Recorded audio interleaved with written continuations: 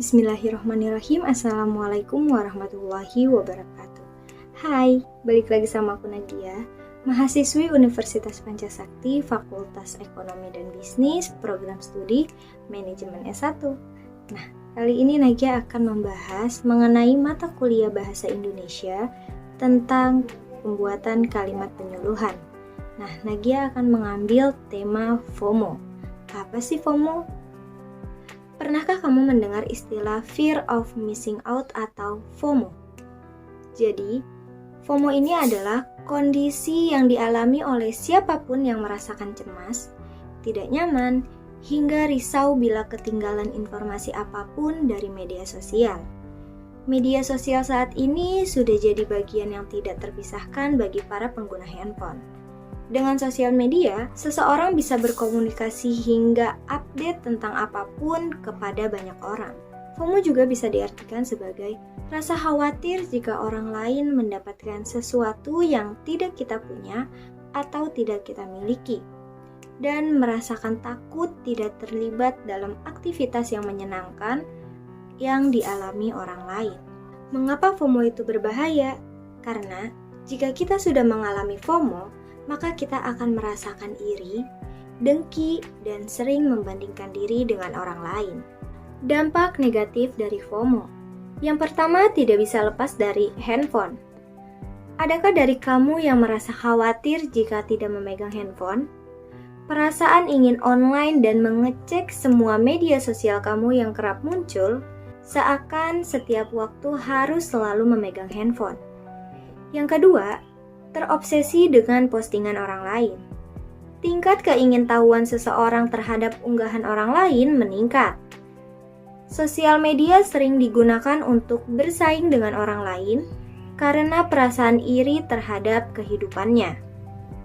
Yang ketiga, lebih peduli kehidupan di media sosial. Muncul dorongan untuk selalu terlihat eksis di media sosial. Pencitraan melalui media sosial lebih diutamakan daripada kehidupan di dunia nyata. Bahkan, ketika berkumpul dengan orang-orang, seseorang yang terkena FOMO lebih tertarik memantau perkembangan di media sosial. Penyebab gangguan FOMO atau fear of missing out. Penyebab pasti dari FOMO belum diketahui, namun faktor sosial dan lingkungan menjadi pemicu utama FOMO. Pada dasarnya, FOMO bukanlah sebuah diagnosis medis, karena diagnosis tersebut tidak tercantum dalam PPDGJ, Pedoman Pergolongan dan Diagnosis Gangguan Jiwa. Namun, FOMO merupakan suatu masalah sosial yang harus ditangani, karena jika tidak, maka akan berdampak buruk bagi penderitanya. Beberapa teori menyebutkan amigdala dan serotonin disebut sebagai faktor penyebab timbulnya gangguan FOMO ini. Apa itu amigdala? Pada amigdala, kerja yang berlebihan dari bagian otak ini dapat menyebabkan timbulnya gangguan FOMO.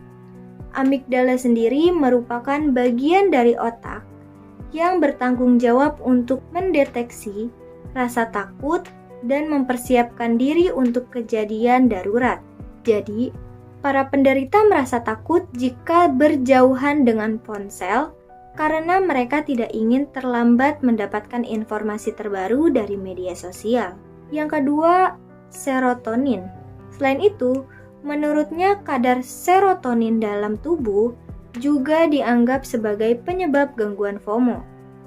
Serotonin merupakan suatu zat pada sistem saraf pusat yang dipercaya sebagai pemberi perasa nyaman dan senang, sehingga kekurangan hormon ini akan memberikan perasaan cemas, takut, dan perasaan ingin melakukan suatu hal secara berulang-ulang.